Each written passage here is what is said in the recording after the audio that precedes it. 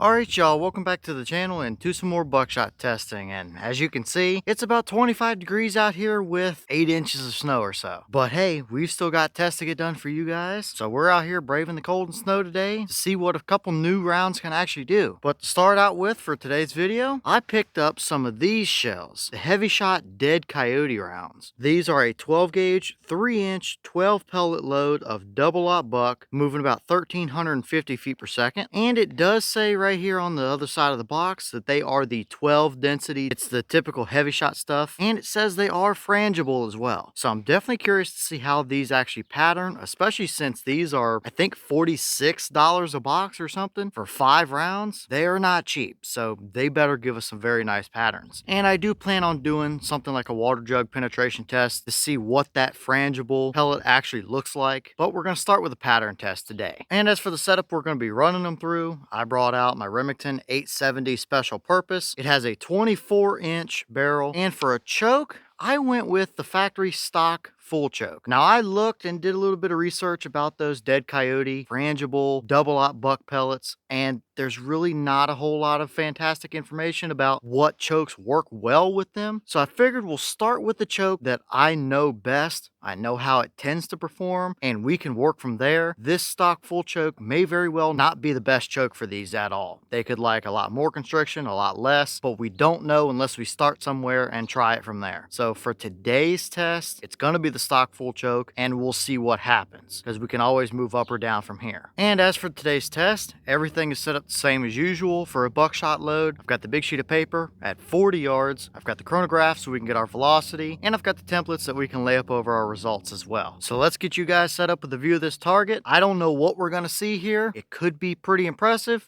It could be pretty terrible. This might be the right choke combo for them. It might not be. I really don't know. But for $46-ish a box, they should at least be halfway decent, if nothing else. But let's take our shot and just see what we can get for a starting point here out of these Hevi-Shot Dead Coyote double-aught shells.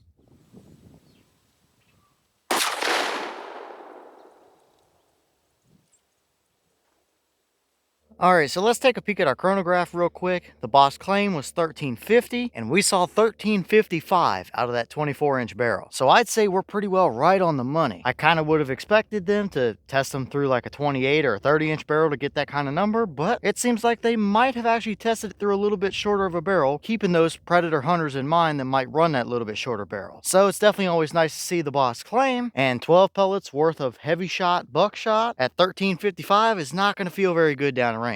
But how did they actually pattern down there at 40 yards through that full choke? Let's go check it out and see what we got.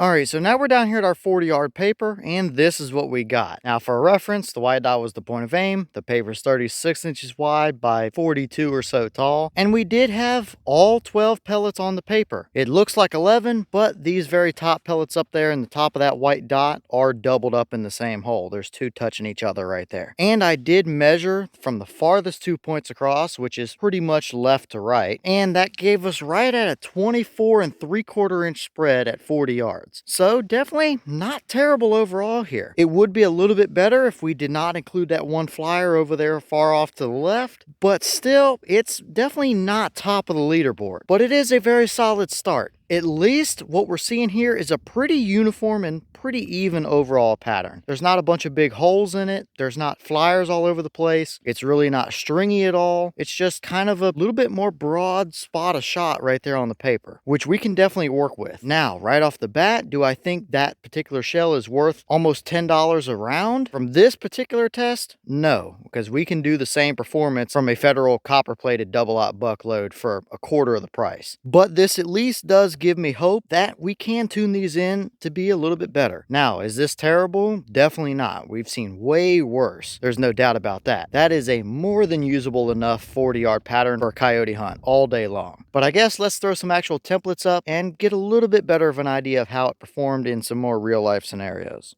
Alright, so first up here is our 10-inch circle, and if we line it up a little bit low and to the right with where our actual core was, we would have had 5 out of the 12 pellets in a 10-inch circle at 40 yards. So by the numbers, definitely not top of the list, but it is a pretty even spread of those 5 pellets. So definitely not a terrible result right there, that's for sure. And 5 pellets worth of this Hevi-Shot double-aught buck right through the vitals on a coyote is going to be devastating without a doubt. So pretty solid there, but let's throw an actual animal template up, which might give us a little better idea of how these actually performed in a more hunting type of scenario.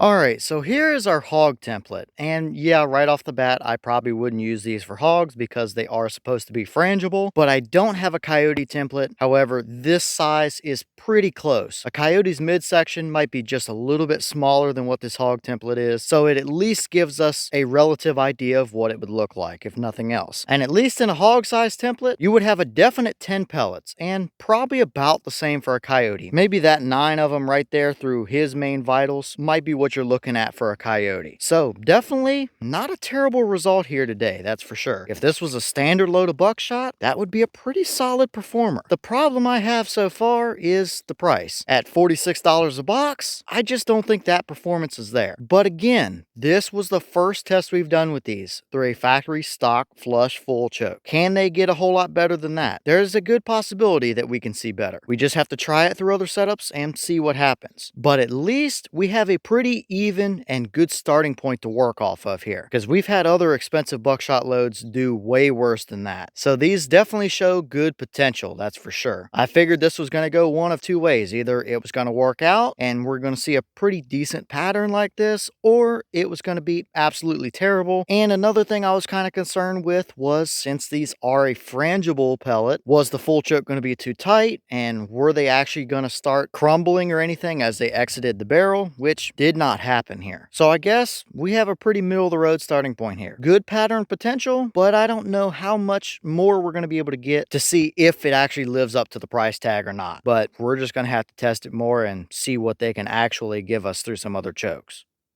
Alright, and here's the wad from that shell. Definitely a full length for a 3-inch shell. There's no rips, tears, snags, anything. There's nothing stuck down in there. And it looks pretty good overall. Definitely nothing immediately that I'm concerned with or taking note of. That was a full choke with double-aught buck. That is technically a high density, heavy shot type of blend there. And we didn't poke through or anything like that. So I definitely don't think we were over constricting it to the point where we were actually going to damage anything. So definitely nothing too fancy to see here. Definitely not a special wad or anything. Very standard run-of-the-mill stuff, but it seems to have done the job pretty decently, all things considered today.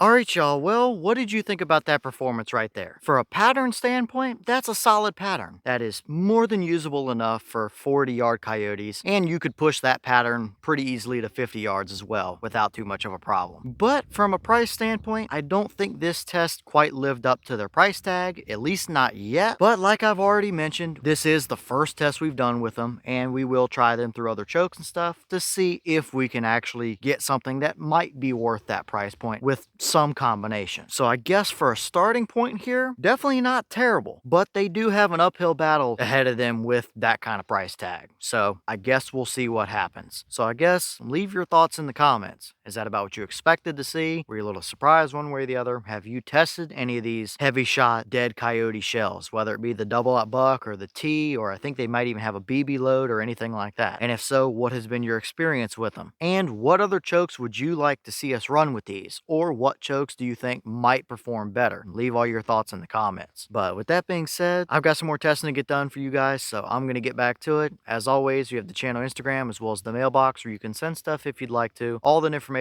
will be in the description if you're interested in it. But I'm going to get back to it, so I'll see y'all in the next one.